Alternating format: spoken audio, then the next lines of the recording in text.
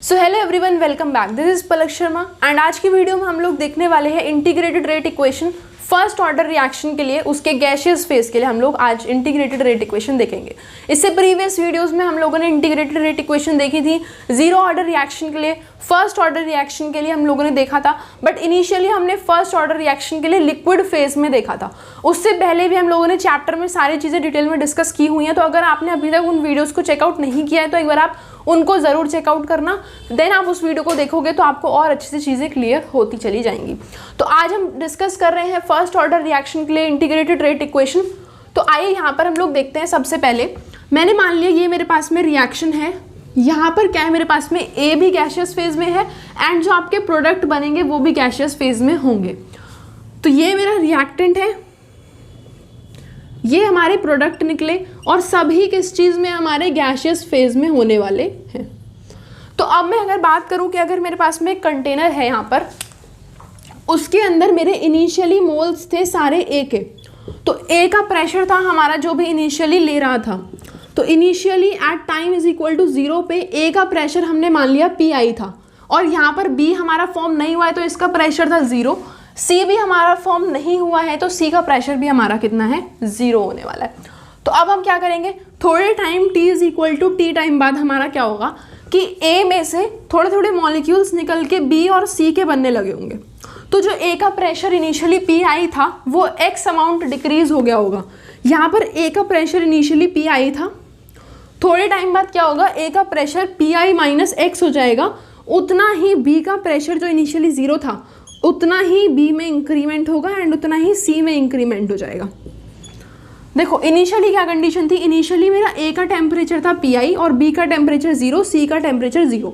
Finally क्या होगा कि A में से कुछ अमाउंट डिक्रीज हो गया होगा, B में कुछ इंक्रीज एंड C में कुछ इंक्रीज हुआ होगा।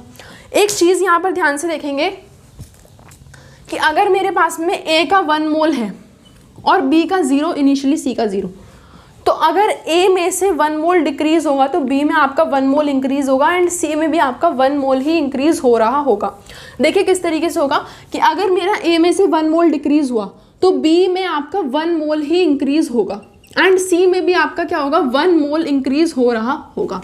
ठीक है, तो मतलब क्या है कि अगर मेरा इनिशियली इसका Pi था, इसका 0, इसका 0, तो अगर मैंने यहाँ से Pi में से x डिक्रीज हुआ तो B में भी मेरा x ही इंक्रीज होगा और C में भी मेरा x ही इंक्रीज हो रहा होगा। इतना आई होप क्लियर हो गया होगा। मतलब क्या है कि अगर यहाँ से जितना डिक्रीज होगा उतना ही इंक्रीज आपका B और C में हो रहा होगा। अब हम क्या करेंगे, अब मैं अपना टोटल प्रेशर लिखूंगी। तो यहाँ पर हम लोग लिखेंगे टोटल प्रेशर। टोटल प्रेशर अगर आपको किसी भी पर्टिकुलर टाइम के अंदर अपनी बकेट के अंदर लिखना होगा तो टोटल प्रेशर क्या होगा, प्रेशर A का कितना है, प्रेशर B का कितना है एंड प्रेशर C का कितना है उस पर्टिकुलर टाइम पे, ये क्वांटिटी मेरे को टोटल प्रेशर PT दे देगी। तो यहाँ पर हमारे पास में टोटल प्रेशर PT हो जाएगा PA plus PB plus PC। तो यहाँ पर PT हमारे पास में हो जाएगा PA कितना है, PI minus x, plus PB कितना है, x है, प्लस C कितना है, x है। यहाँ से हमारे पास में PT निकल करके आ गया Pi माइनस एक्स से x कैंसिल हो जाएगा, Pi प्लस x हो जाएगा। x की वैल्यू हमारे पास में निकल करके आएगी P total pressure minus P initially कितना था। ठीक है, तो x हमारे पास में क्या निकल करके आ गया, total pressure minus initial pressure. अभी हम इसका यूज करेंगे तो इसको इक्वेशन नंबर 1 मार्क कर लेंगे। अब हमने क्या पढ़ा था थोड़ी देर पहले, जब हमने फर्स्ट ऑर्डर रिएक्शन पढ़ी थी पिछली वीडियो में, तो हमने वहां पर देखा था कि हमारे पास में रेट कांस्टेंट का फॉर्मूला निकल करके आता है 2.303 upon T log of R not upon R। इसका मतलब क्या था कि इनिशियल कॉन्सेंट्रेशन हम ऊपर लिख रहे थे एंड फाइनल कॉन्सेंट्रेशन हम नीचे लिख रहे थे।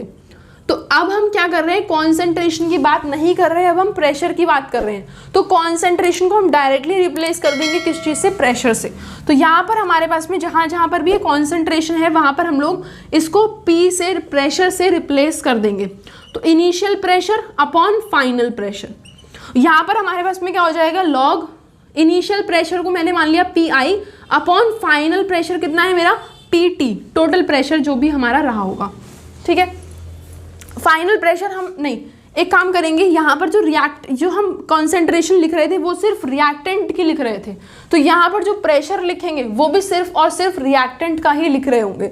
तो यहाँ पर जो हम प्रेशर लिखेंगे वो सिर्फ और सिर्फ A का लिखेंगे। तो A का इनिशियल प्रेशर था PI और फाइनल प्रेशर A का कितना हो गया वो हम लोग लिखेंगे। इसको आगे कन्वर्ट करेंगे तो K हो जाएगा हमारे पास में 2.303/T लॉग, यहाँ पर क्या कर रहे हैं हम लोग, जो भी हमारे रिएक्टेंट में चेंजेस हैं सिर्फ वही लिखते हैं, ठीक है। हमने जो पहले रिएक्शन पढ़ी थी, जो हमने निकाली थी फर्स्ट ऑर्डर के लिए लिक्विड फॉर्म में, वो हमने निकाली थी K = 2.303/T log R0/R। इसका मतलब क्या था, R0 था मेरी फाइनल, R0 थी हमारी इनिशियल कॉन्सेंट्रेशन किस चीज़ की, रिएक्टेंट्स की। R था मेरा फाइनल कॉन्सेंट्रेशन किस चीज़ का, रिएक्टेंट्स का।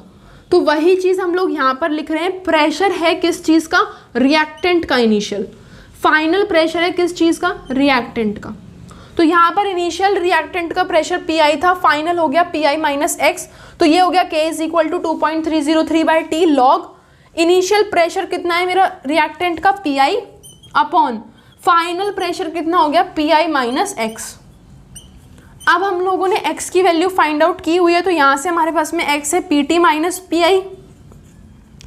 तो अगर मेरे को PI - X निकालना है तो मैं किस तरीके से लिखूंगी, PI - X हमारा हो जाएगा PI - PT - PI, ठीक है। तो हमारे पास में यहाँ पर क्या हो जाएगा, PI - X हो गया हमारे पास में, x हमने लिख लिया, माइनस PT माइनस प्लस का PI हो जाएगा, ये चीज़ आ जाएगी 2PI - PT, ठीक है। ये हमारे पास में आ गया PI - X की वैल्यू। अब हम क्या करेंगे, ये हमारे पास में जो वैल्यू निकल करके आई है इसके अंदर अपनी PI - X की वैल्यू को पुट करेंगे एंड हमारे पास में आंसर निकल करके आ जाएगा। तो आइए एक बार यहाँ पर इसको कर लेते हैं कंप्लीट। तो K हमारे पास में हो जाएगा 2.303/T लॉग इनिशियल प्रेशर मेरा था PI अपॉन फाइनल प्रेशर, हमने PI - X की वैल्यू यहाँ पर निकाल ली 2PI - PT, तो ये हो गया 2PI - PT।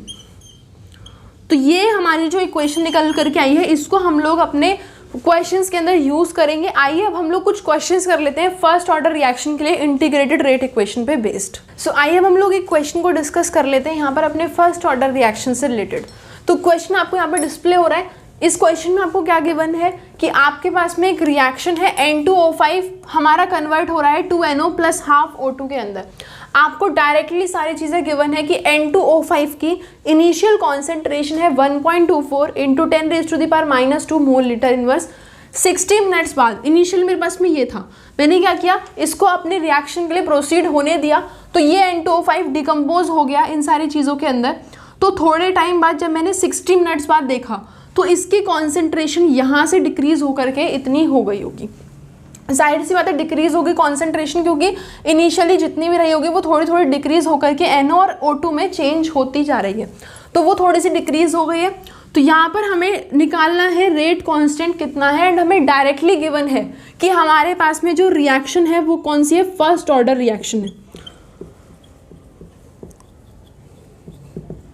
आपको डायरेक्टली गिवन है कि रिएक्शन हमारी फर्स्ट ऑर्डर रिएक्शन है, हमें रेट कांस्टेंट फाइंड आउट करना है। तो आइए इसको देखते हैं।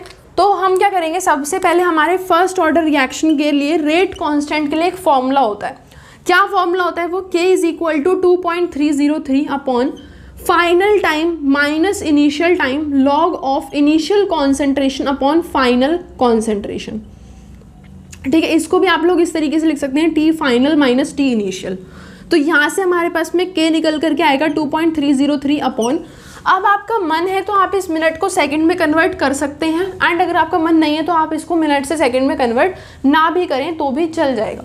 ठीक है, कोशिश यही करिएगा कि आप सारी चीज़ों को सेकंड्स में कन्वर्ट कर लें। ठीक है, तो यहाँ पर आप इसको मिनट्स में रखते हैं, अभी सेकंड में कन्वर्ट हम लोग नहीं कर रहे, वैसे आप लोग इसको आराम से सेकंड में कन्वर्ट कर सकते हैं। T फाइनल हमारा है 60 मिनट माइनस इनिशियल हम हमेशा क्या करेंगे, अपने टाइम को 0 से काउंट स्टार्ट करते हैं। हम क्या करेंगे, अपनी वॉच में 0 से स्टार्ट करेंगे टाइम को। 60 मिनट्स बाद हम इसको देखेंगे तो हमारे पास में रिएक्शन की कॉन्सेंट्रेशन में थोड़ा बहुत हमें चेंजेस दिखाई दे रहे होंगे। तो 60 माइनस इनिशियल टाइम था 0, लॉग ऑफ इनिशियल कॉन्सेंट्रेशन कितनी है हमारे पास में 1.24 इंटू 10⁻⁻² मोल लीटर इनवर्स, और फाइनल कॉन्सेंट्रेशन कितनी है 0.20 इंटू 10⁻⁻² मोल लीटर इनवर्स। आप इसको सॉल्व करेंगे, आपके पास में K की वैल्यू निकल करके आ जाएगी। आई होप यहाँ तक आप लोग को क्लियर हो गया होगा। अब एक और क्वेश्चन हम लोग डिस्कस कर लेते हैं, जिसके अंदर हम लोग फर्स्ट ऑर्डर रिएक्शन के गैशियस फेज के अंदर हम लोग डिस्कस करेंगे। सो आइए अब हम लोग डिस्कस करते हैं यहाँ पर एक और एग्जाम्पल, जिसके अंदर हम लोग फर्स्ट ऑर्डर रिएक्शन को डिस्कस करेंगे और हम उसमें प्रेशर के ऊपर उसको डिस्कस करेंगे। तो क्वेश्चन में देखो आपको क्या गिवन है कि हमारे पास में N2O5 के 2 मॉलिक्यूल्स आपके डिकम्पोज होते हैं, N2O4 के 2 मॉलिक्यूल्स बनते हैं एंड O2 का आपका 1 मॉलिक्यूल बनता है। तो अब हमें क्या गिवन है क्वेश्चन के अंदर कि इनिशियल टाइम 0 के अंदर मेरा टोटल प्रेशर है 0.5, फाइनल टाइम 100 के ऊपर मेरा टोटल प्रेशर हो जाएगा 0.512। प्रेशर आपको एटमॉस्फेयर यूनिट में गिवन है, टाइम आपको सेकंड्स में गिवन है। आपको फाइंड आउट करना है रेट कांस्टेंट कितना होगा। तो अब हम लोग यहाँ पर इस सॉल्यूशन को बहुत ध्यान से समझिएगा, क्योंकि ये क्वेश्चन थोड़ा सा हार्ड होता है एंड ये बहुत इंपॉर्टेंट भी है, काफ़ी बार एग्जाम में पूछ लिया जाता है। तो हम इसको थोड़ा ध्यान से समझेंगे। तो हमारे पास में क्या है, देखिए 2N2O5 कन्वर्ट हो रहा है किसमें, 2N2O4 प्लस O2 में।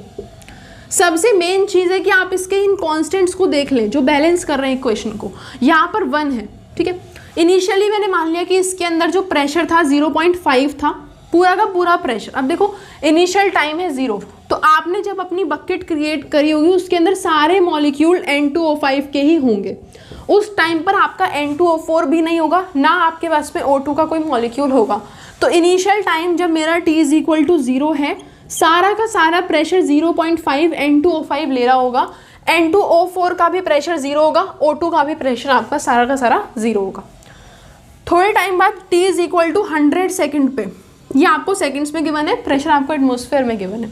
तो 100 सेकेंड्स बाद आप देखते हो कि जो टोटल प्रेशर हो गया है गैस का, मतलब आपका जो ये बकेट था जिसके अंदर N2O5 आपने डाला, जो कि N2O4 प्लस O2 में कन्वर्ट होने लगा, तो आपका इस पूरी बकेट का टोटल प्रेशर थोड़े टाइम बाद आपने देखा तो 0.512 हो गया। तो इस टाइम पे जो 0.512 है वो टोटल प्रेशर है, मतलब कि जो आपका N2O5 का प्रेशर है उसमें आप एडिशन करोगे N2O4 और O2 के प्रेशर का भी। तो यहाँ से आपका 0.5 में से आपने मान लिया कि आपका, एक चीज़ देखो कि अगर आपका यहाँ से 2 मोल डिक्रीज होंगे तो आपके N2O4 के 2 मोल बनेंगे एंड O2 का 1 मोल बनेगा। ये चीज़ आप यहाँ से देखते हो, ठीक है।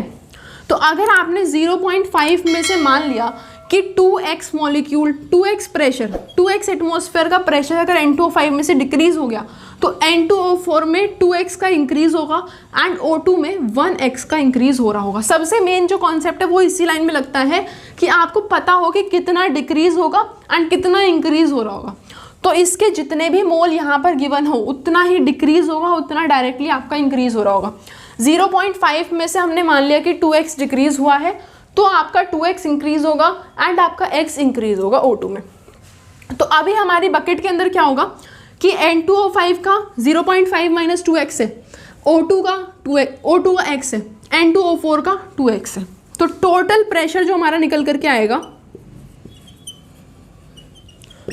टोटल प्रेशर हमारे पास में हो जाएगा 0.5 माइनस 2x प्लस N2O4 का प्रेशर 2x प्लस O2 का प्रेशर x और इज इक्वल टू हो जाएगा क्या, 0.512 एटमॉस्फेयर।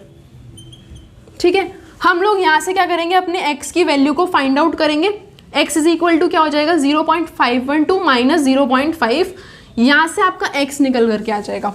अब हमारे पास में एक बार x आ गया तो हमारे पास में फॉर्मूला क्या होता है, फॉर्मूला हमारे पास में होता है k is equal to 2.303 upon T final minus T initial log initial pressure of A का initial pressure upon pressure of A का फाइनली। तो आपके पास में टी फाइनल की वैल्यू आपको गिवन है कितनी, 100 सेकेंड। टी इनिशियल की वैल्यू आपको गिवन है 0 सेकेंड। पी इनिशियल आपको गिवन था 0.5, तो प्रेशर ए का इनिशियली जो है वो है 0.5, प्रेशर ए का फाइनली हमें गिवन है 0.5 माइनस 2x। और x की आप वैल्यू यहाँ से फाइंड आउट करेंगे और इसके अंदर हम लोग यहाँ पर पुट कर देंगे इस x की वैल्यू को। प्रेशर A का फाइनली आपके पास में आ गया, इनिशियली भी पता है, सारी वैल्यूज़ को इस इक्वेशन में पुट करेंगे एंड आपके पास में आंसर आ जाएगा। आई होप ये क्वेश्चन आपको क्लियर हो गया होगा। अगर आपको इस क्वेश्चन में थोड़ा सा भी डाउट है तो आप एक बार कमेंट सेक्शन में बता देना, क्योंकि क्वेश्चन बहुत ज़्यादा इंपॉर्टेंट है, ये आपसे बहुत बार बोर्ड एग्जामिनेशन में पूछा जा सकता है। सो आइए अब हम लोग डिस्कस करते हैं half life of a reaction के कॉन्सेप्ट को। तो half life of a reaction का क्या मतलब है कि अगर मेरे पास में इनिशियली कॉन्सेंट्रेशन रिएक्टेंट की RI थी तो कितने टाइम बाद मेरे रिएक्शन की कॉन्सेंट्रेशन इसके हाफ रह जाएगी, मतलब RI/2 रह जाएगी। तो इसके लिए मेरे को कितना टाइम लगेगा, उस टाइम को हम लोग बोलते हैं half time of a reaction. अब हम half time of a reaction find out क्यों करते हैं, तो देखो क्या होता है कि अगर मेरे पास में इनिशियली कॉन्सेंट्रेशन RI थी, ये मेरे पास में एक रिएक्शन है, रिएक्टेंट से प्रोडक्ट बन रहा है। इनिशियली मेरी कॉन्सेंट्रेशन जो थी वो थी RI, प्रोडक्ट था हमारा 0, प्रोडक्ट पे हमें फ़र्क नहीं पड़ता, कुछ भी होता रहे, ठीक है। रिएक्टेंट से हमें प्रोडक्ट की तरफ जाना था, इनिशियली मेरे रिएक्टेंट की कॉन्सेंट्रेशन थी RI। अब हम क्या करेंगे, अगर हम वेट करेंगे कि हमारे रिएक्टेंट की कॉन्सेंट्रेशन घट करके 0 हो जाए, हम उसका टाइम नोट कर लें, तो वो चीज़ गलत है। क्यों? क्योंकि क्या होता है कि जैसे जैसे हमारी रिएक्शन प्रोसीड होती चली जाएगी तो हमारे पास में बकेट के अंदर जो रिएक्टेंट की कॉन्सेंट्रेशन है वो कम होती चली जा रही है। तो एक टाइम ऐसा था कि हमारे पास में बकेट के अंदर सारे के सारे रिएक्टेंट ही थे। इनिशियली T=0 पे सारे रिएक्टेंट के मॉलिक्यूल थे। तो मैंने मान लिया रिएक्टेंट के मॉलिक्यूल हमने रेड कलर से नोट किए, तो सारे के सारे रिएक्टेंट के मॉलिक्यूल और थे और बहुत ज़्यादा मॉलिक्यूल थे, आपस में ये कोलाइड हो रहे थे एंड आपके प्रोडक्ट बन रहा था। धीरे धीरे क्या हुआ कि प्रोडक्ट के मॉलिक्यूल जो हमारे रेड वाले मॉलिक्यूल है वो कम होने लगे एंड प्रोडक्ट के मॉलिक्यूल बढ़ने लगे, ठीक है। थोड़े टाइम बाद क्या होगा कि रिएक्टेंट के मॉलिक्यूल बहुत ज़्यादा कम हो जाएंगे एंड प्रोडक्ट के मॉलिक्यूल आपके बहुत ज़्यादा बढ़ जाएंगे। तो अब क्या होगा कि आपके रिएक्टेंट के मॉलिक्यूल बहुत कम हो गए हैं, तो वो आपस में कोलाइड धीरे धीरे करेंगे। तो अब जब इनिशियली टाइम को मेज़र करोगे तो इनिशियल तो आपको बहुत जल्दी जल्दी चीज़ें हो रही होंगी, बट इनको आपको अगर आप सोचो कि पूरा रिएक्टेंट 0 हो जाए तब तक आप बैठ के टाइम नोट करोगे तो आपको वो चीज़ बहुत स्लो हो जाएगी। जैसे इनका कॉन्सेंट्रेशन कम होने लगेगी, कोलिजन धीरे धीरे होने लगेंगे, तो आपकी जो रिएक्शन है वो बहुत ज़्यादा स्लो हो जाती है। तो हम इतना टाइम नहीं लगाते कि हम पूरा का पूरा देखें कि रिएक्टेंट इनिशियल कितने थे, 0 होने में कितना टाइम लगा, नहीं। हम क्या करेंगे कि इनिशियल मेरे जितने भी रिएक्टेंट थे उनको हाफ होने में जो टाइम लग जाएगा उसको हम लोग नोट कर लेंगे, क्योंकि हाफ तक के टाइम को हम नोट कर सकते हैं। हाफ के बाद जो आपका टाइम होगा वो बहुत धीरे धीरे चल रहा होगा। तो हम हाफ टाइम किसी भी रिएक्शन का फाइंड आउट इसीलिए करते हैं क्योंकि आपका इजीली फाइंड आउट हो जाता है। अगर आप हाफ टाइम के बाद फाइंड आउट करोगे, रिएक्टेंट कम होने के बाद बहुत ज़्यादा कंसेंट्रेशन की 0 हो जाए, उसमें बहुत ज़्यादा टाइम लगेगा, तो आप लोग एक चीज़ को मेज़र नहीं कर सकते कि पूरा 0 ही हो जाए। इसलिए हम लोग हाफ टाइम मेज़र करते हैं कि इनिशियली जो रिएक्टेंट की कॉन्सेंट्रेशन थी उसको हाफ होने में जितना टाइम लगेगा उसको हम लोग half time of a reaction से मेज़र करते हैं। अब हम half time of a reaction, एक तो 0 ऑर्डर रिएक्शन का देखने वाले हैं और हम साथ ही में half time of a reaction देखेंगे फर्स्ट ऑर्डर रिएक्शन का। तो एक एक करके दोनों के रिएक्शन को देखेंगे एंड जो आपका half time of a reaction जिसको आप लोग T हाफ से डिनोट करते हैं, उसके लिए रिलेशन क्या है कॉन्सेंट्रेशन ऑफ रिएक्टेंट के ऊपर और रेट कांस्टेंट के ऊपर, वो बहुत बार पूछ लिया जाता है। इसलिए टॉपिक जो है उसी टाइम पर आपका इम्पॉर्टेंट हो जाता है, तो इसको थोड़ा ध्यान से हम लोग देखेंगे। तो आइए अब हम लोग शुरू करते हैं। सबसे पहले हम लोग 0 ऑर्डर रिएक्शन के लिए हाफ टाइम कैलकुलेट कर लेते हैं, देन हम लोग फर्स्ट ऑर्डर रिएक्शन के लिए देखेंगे। सो आइए अब हम लोग अपने 0 ऑर्डर रिएक्शन के लिए half time of a reaction को कैलकुलेट करना देख लेते हैं। तो यहाँ पर क्या है, हमारे पास में 0 ऑर्डर रिएक्शन है, इसके लिए हमें हाफ लाइफ को कैलकुलेट करना है। तो इसका मतलब क्या है, हमारे लिए 0 ऑर्डर रिएक्शन का जो फॉर्मूला होता है वो निकल करके आता है ये।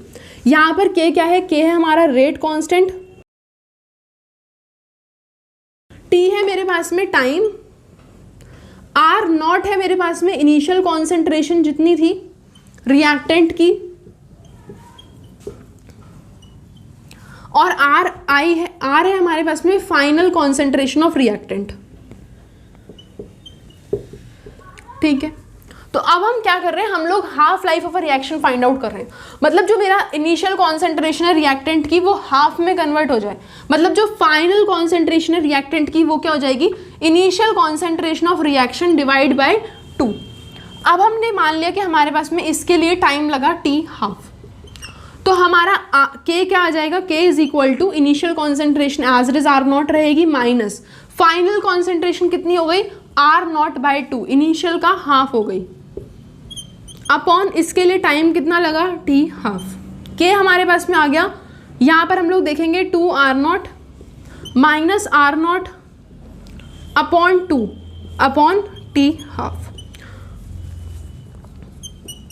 तो यहाँ से हमारे पास में k निकल करके आ गया 2 R naught minus R naught that is आपका R naught upon 2 times t raise to the power half, और यहाँ से हमें t हाफ का फॉर्मूला निकालना है, तो ये हमारे पास में हो जाएगा आर नॉट अपॉन 2k। तो अब इस चीज़ को ध्यान से देखेंगे, हमारे पास में फॉर्मूला निकल करके आया T half is equal to R naught upon 2k।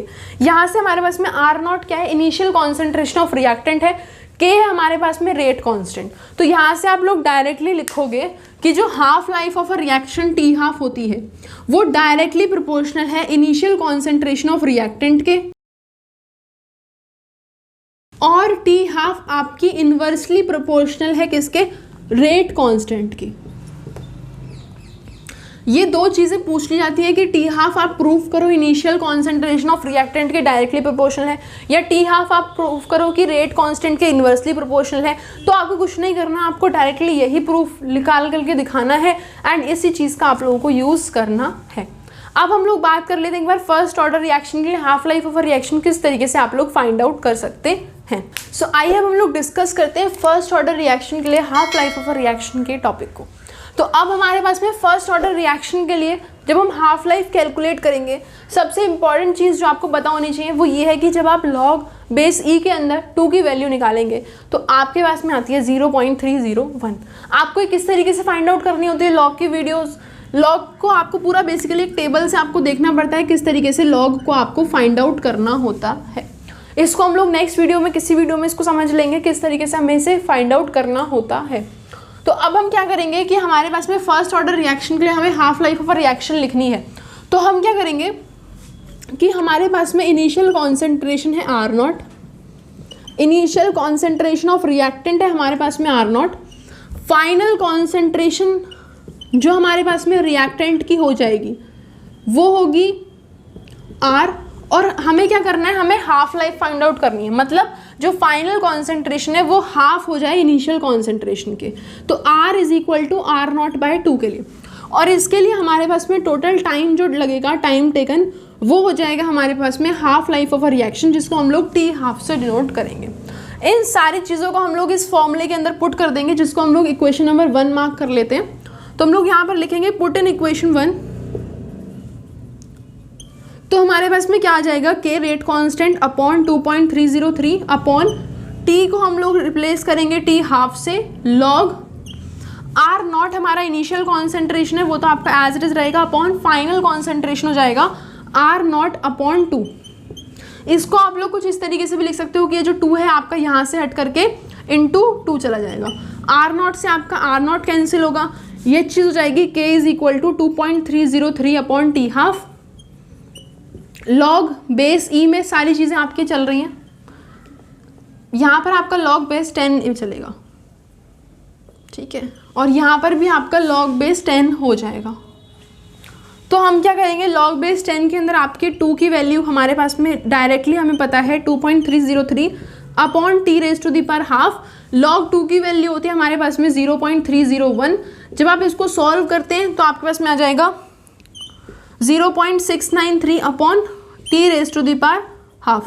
तो आप देखोगे कि हमारे पास में जो k है, रेट कांस्टेंट है, वो हमारे पास में कुछ इस तरीके से आ गया है।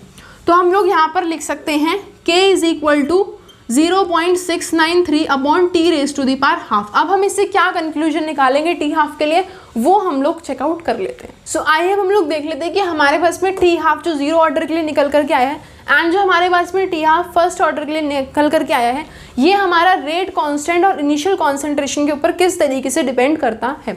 तो 0 ऑर्डर रिएक्शन के लिए आप लोग डायरेक्टली देख सकते हो कि जो टी हाफ है वो डायरेक्टली प्रोपोर्शनल होता है आर नॉट के, and T half inversely proportional होता है रेट कांस्टेंट के। तो हम डायरेक्टली लिखेंगे कि इस केस में टी हाफ डायरेक्टली प्रोपोर्शनल होगा किसके, इनिशियल कॉन्सेंट्रेशन ऑफ रिएक्टेंट के, और टी हाफ इनवर्सली प्रोपोर्शनल होगा किसके, इनवर्सली प्रोपोर्शनल होगा आपके रेट कांस्टेंट के। बात करते हैं फर्स्ट ऑर्डर रिएक्शन के लिए, तो यहाँ पर आपके पास में फॉर्मूला निकल कर क्या है 0.693/K। तो यहाँ पे हम लोग देख सकते हैं कि जो टी हाफ है वो इंडिपेंडेंट है इनिशियल कॉन्सेंट्रेशन ऑफ रिएक्टेंट के लिए, क्योंकि आप देख सकते हो कि पूरे फॉर्मूले के अंदर आपका R0 कहीं पर भी यूज नहीं हुआ है। तो ये independent of initial concentration of reactant, और हम डायरेक्टली लिखेंगे कि टी हाफ क्या है, इन्वर्सली प्रोपोर्शनल है K के। तो मतलब क्या है, टी हाफ हमारा इन्वर्सली प्रोपोर्शनल है रेट कांस्टेंट के। तो ये दो चीज़ जो है आपके डायरेक्टली पूछी जाती है कि आप टी हाफ को इनिशियल कॉन्सेंट्रेशन के इंडिपेंडेंट प्रूफ करके दिखाइए। तो जो हमने अभी प्रूफ किया पूरा इस तक पहुंचने के लिए वो आपको करना होगा, या आपसे बोल दे कि टी हाफ को रेट कांस्टेंट के इन्वर्सली दिखाओ फर्स्ट ऑर्डर के लिए, तो भी सेम आपको करना पड़ेगा। सिमिलरली दो चीज़ें हैं कि अगर आपको टी हाफ बोल दे इनिशियल कॉन्सेंट्रेशन के डायरेक्टली प्रोपोर्शनल, या फिर टी हाफ बोल दे रेट कांस्टेंट के इन्वर्सली प्रोपोर्शनल, तो आपको सेम प्रूफ करना होगा जीरो ऑर्डर रिएक्शन के लिए। तो आई होप यहाँ तक जो भी चीज़ें हमने समझी वो आपको क्लियर हो गई होंगी। अब हम लोग बात करते हैं स्यूडो फर्स्ट ऑर्डर रिएक्शन के लिए। आइए अब हम लोग डिस्कस कर लेते हैं सूडो फर्स्ट ऑर्डर रिएक्शन के टॉपिक को। तो सूडो फर्स्ट ऑर्डर रिएक्शन का जो टॉपिक है उसमें से मेन आपके क्वेश्चंस पूछ जाते हैं, उस पर आपको ज़्यादा फोकस करने की ज़रूरत है। तो होता क्या है कि कुछ रिएक्शंस हमारी ऐसी होती हैं कि हमें लगता नहीं है कि वो फर्स्ट ऑर्डर होंगी, बट जब हम एक्सपेरिमेंट्स परफॉर्म करते हैं तो वो फर्स्ट ऑर्डर निकल करके आती हैं। तो ऐसे रिएक्शंस को हम लोग बोलते हैं सूडो फर्स्ट ऑर्डर रिएक्शन। जैसे आप इस वाले रिएक्शन में देखो कि हमारे पास में इनिशियल टाइम t = 0 पे CH3CO C2H5 की कॉन्सेंट्रेशन 0.01 मोल थी, वाटर की कॉन्सेंट्रेशन 10 मोल थी, देन आपका ये सारे निकल करके आए। तो आप देखोगे कि वाटर हमने इतनी ज़्यादा क्वांटिटी में ले लिया है 10 मोल कि आपको फ़र्क ही नहीं पड़ता अब कि वाटर की क्वांटिटी कितनी डिक्रीज़ होगी, क्योंकि अगर आपके पास में वाटर है 10 मोल बहुत ज़्यादा है एज कम्पेयर टू आपका 0.01 मोल। तो 0.01 मोल अगर आप 10 मोल्स में से निकाल लेंगे तो वाटर को फ़र्क ही नहीं पड़ता, ठीक है। तो ऐसे रिएक्शंस में हमारा जो रेट हम सोच रहे थे कि लिखने का रेट = K CH3COO C2H5 और साथ में वाटर, तो वो हमारा क्या हो जाता है, ये जो K' है कांस्टेंट और जो वाटर की कॉन्सेंट्रेशन कांस्टेंट है, इसको हम एक कांस्टेंट बना लेते हैं CH3COO C2H5। तो हमने देखा कि जो हम सोच रहे थे जो रिएक्शन दो के ऊपर डिपेंड करेगी, इसके एंड इसके ऊपर, वो सिर्फ और सिर्फ CH3COO C2H5 के ऊपर डिपेंड कर रही है, वाटर के ऊपर डिपेंड नहीं कर रही है। ऐसी आपकी एक और रिएक्शन होती है, इसका नाम होता है inversion of K in sugar. तो ये बहुत ही इंपॉर्टेंट एग्जाम्पल रहता है, जनरली आपसे पूछ लिया जाता है डायरेक्टली कि आप सूडो ऑर्डर रिएक्शन का एक एग्जाम्पल लिख दो। तो या तो आप ये वाला लिख सकते हो या फिर आप ये वाला लिख सकते हो, ठीक है। इसमें आपका ये शुगर है जिसका हम लोग हाइड्रोलिसिस कर रहे हैं, तो ये ग्लूकोज एंड फ्रक्टोज के अंदर आपका कन्वर्ट हो रहा है। तो यहाँ पर हमने क्या किया, यहाँ पर हमने वाटर को इतनी ज़्यादा अमाउंट में ऐड कर दिया कि हमें फ़र्क ही नहीं पड़ रहा वाटर की क्वांटिटी से। तो इसका जो रेट निकल करके आता है वो आता है K C12H22O11। तो यहाँ पर ये रिएक्शंस होती हैं हमारी सूडो फर्स्ट ऑर्डर रिएक्शंस। अब हम क्या करते हैं, दो क्वेश्चन को डिस्कस कर लेते हैं। एक हम लोग हाफ लाइफ के क्वेश्चन को डिस्कस कर लेते हैं एंड देन हम लोग सूडो फर्स्ट ऑर्डर के लिए एक क्वेश्चन को डिस्कस कर लेते हैं, देन हम लोग इस वीडियो को एंड करते हैं। तो आइए सबसे पहले हम लोग एक हाफ लाइफ के क्वेश्चन को डिस्कस करते हैं। सो आइए अब हम लोग एक क्वेश्चन को डिस्कस करते हैं half life of a reaction से। तो ये बहुत ही सिंपल सा क्वेश्चन है, इसमें आपको डायरेक्टली गिवन है कि हमारी जो रिएक्शन है वो फर्स्ट ऑर्डर रिएक्शन है एंड आपको इसका रेट कांस्टेंट गिवन है। अब देखो इस वाले क्वेश्चन में तो हमें डायरेक्टली गिवन है कि जो हमारी रिएक्शन है वो फर्स्ट ऑर्डर रिएक्शन है, बट अगर बाय चांस ऐसा हो जाए कि हमें क्वेश्चन में गिवन ही ना हो कि कौन से ऑर्डर की रिएक्शन है, तो हम कौन सा फॉर्मूला लगाएंगे। तो उस टाइम पर हम क्या करते हैं, हमें रेट कांस्टेंट की यूनिट्स का पता रहता है, तो हम डायरेक्टली रेट कांस्टेंट की यूनिट को देखते हैं कि अभी रेट कांस्टेंट की यूनिट क्या है, और उससे हम लोग पता लगाते हैं कि हमारी जो रिएक्शन है उसका ऑर्डर क्या है। और एक बार हमें रिएक्शन का ऑर्डर पता चल गया तो हम वहाँ से डायरेक्टली अपना रेट रिएक्शन का निकाल सकते हैं। तो यहाँ पर क्या है, हमारे पास में ऑर्डर डायरेक्टली गिवन है फर्स्ट ऑर्डर, तो हमें निकालना है half life of a reaction. तो हमें निकालना है यहाँ पर half life of a reaction. Directly हमसे पूछा हुआ है कि टी हाफ क्या होने वाला है। तो टी हाफ का हमारे पास में डायरेक्टली फॉर्मूला होगा solution T half is equal to 0.693 by k. यहाँ पर हम लोग पुट करेंगे वैल्यू 0.693 बाय के, क्या है हमारे पास में रेट कांस्टेंट, और यहाँ पर k की वैल्यू हो जाएगी हमारे पास में 5.5 इंटू 10⁻⁻14। जब आप इसकी वैल्यू पुट करके आंसर निकालेंगे आपके पास में यहाँ पर हाफ लाइफ निकल करके आ जाएगी। अब जो हम क्वेश्चन डिस्कस करने वाले हैं वो बहुत ज़्यादा इंपॉर्टेंट क्वेश्चन होने वाला है, तो उसको बहुत ज़्यादा ध्यान से देखिएगा। सो आइए अब हम लोग इस क्वेश्चन को डिस्कस करते हैं। एंड ये बहुत ज़्यादा इंपॉर्टेंट क्वेश्चन है, बहुत बार प्रीवियस ईयर में हर बार ही रिपीट होता है। तो होता क्या है, इस क्वेश्चन में आपको डायरेक्टली गिवन होगा कि हमारे पास में जो रिएक्टेंट से प्रोडक्ट कन्वर्ट हो रहे हैं तो उसमें पर्टिकुलर कन्वर्जन में कितना टाइम हाफ के रिएक्शन के टाइम के मतलब कितने प्रोपोर्शन में आएगा। जैसे अगर यहाँ पर गिवन है कि अगर हमारे पास में रिएक्शन 99.9% कंप्लीट हो गई है तो उसके अंदर जो टाइम लगा है वो उसके 0.5% कंप्लीट होने के 10 टाइम्स है। मतलब जब आपका हाफ कन्वर्ट होने में जो टाइम लग रहा है उसमें जब आप 10 की मल्टीप्लिकेशन कर देंगे तो जो टाइम आएगा वो आपके 99.9% कंप्लीट होने में लगेगा। इसी तरीके से आपको कुछ भी दिया जा सकता है कि टाइम 60% कंप्लीशन में जो लग रहा है वो हाफ के कितना पर्टिकुलर है। ये वाले क्वेश्चन बहुत ज़्यादा इंपॉर्टेंट रहते हैं और बहुत बार आपसे पूछ लिए जाते हैं। तो अब हम क्या करेंगे, एक क्वेश्चन को इसको डिस्कस करेंगे। एक ही क्वेश्चन वाली ट्रिक आपकी हर क्वेश्चन में अप्लाई होनी है। तो देखिए यहाँ पर क्या होता है, ये हमारा सॉल्यूशन है। सबसे पहले मैंने मान लिया कि हमारे पास में जो रिएक्टेंट है वो कन्वर्ट हो रहे हैं किसके अंदर, प्रोडक्ट के अंदर। तो हमारे पास में इनिशियल कॉन्सेंट्रेशन इसकी R0 है। तो थोड़े टाइम बाद मैंने मान लिया इसकी जो R0 इनिशियल कॉन्सेंट्रेशन है वो 100 है। ठीक है, ये हम इसलिए मानते हैं जिससे हमें परसेंटेज में करने में आसानी रहती है। तो इनिशियल कॉन्सेंट्रेशन 100% है। तो अगर मैं आपसे बोलती कि इसका 10% कंप्लीट हो गया तो 10% कंप्लीट होने के बाद आपके कितना रह जाता रिएक्टेंट की कॉन्सेंट्रेशन रह जाती 90। बट हमने बोला है कि आपका 99.9% कंप्लीट हो गया तो आपके रिएक्टेंट की अब जो कॉन्सेंट्रेशन है वो कितनी रह जाएगी, 99.9% कंप्लीशन के बाद ये रह जाएगी 100 माइनस 99.9। ये क्या होता है हमारे पास में 0.1। तो इनिशियल कॉन्सेंट्रेशन 100 है, फाइनल कॉन्सेंट्रेशन 0.1 है। अब हमें बताइए कि हमारे पास में ये जो रिएक्शन है ये फर्स्ट ऑर्डर रिएक्शन है। ये आपको क्वेश्चन में डायरेक्टली गिवन होता है। हर रिएक्शन आपकी फर्स्ट ऑर्डर के लिए ही पूछी जाती है। तो यहाँ पर हमें क्वेश्चन में गिवन होगा कि हमारा फर्स्ट ऑर्डर रिएक्शन है। तो हम क्या करेंगे, अपने टाइम के लिए डायरेक्टली फॉर्मूला लगाते हैं। हमारे पास में फॉर्मूला होता है K is equal to 2.303 by T log R0 upon R। इस फॉर्मूले के अंदर R0 क्या है, हमारा इनिशियल कॉन्सेंट्रेशन, और R है हमारा फाइनल कॉन्सेंट्रेशन। तो यहाँ से हमारे पास में T निकल करके आता है 2.303 upon K log R0 upon R। अब सबसे पहले मैं निकालूंगी कि 99.9% कंप्लीशन के लिए जितना टाइम लगा वो मैंने मान लिया T 99.9%। ठीक है, तो T हमने निकाला 99.9% के लिए। ये हमारे पास में क्या हो जाएगा, इसको T 99.9 रख लेते हैं। ये हमारे पास में हो जाएगा 2.303 बाय K की वैल्यू हमें डायरेक्टली अभी नहीं पता तो हम यहाँ पर इसको K ही मान लेंगे। लॉग R0 हमारा इनिशियली कितना था, 100 था। 99.9% कंप्लीट होने के बाद ये बचेगा 0.1%। तो यहाँ पर हम लिखेंगे 0.1।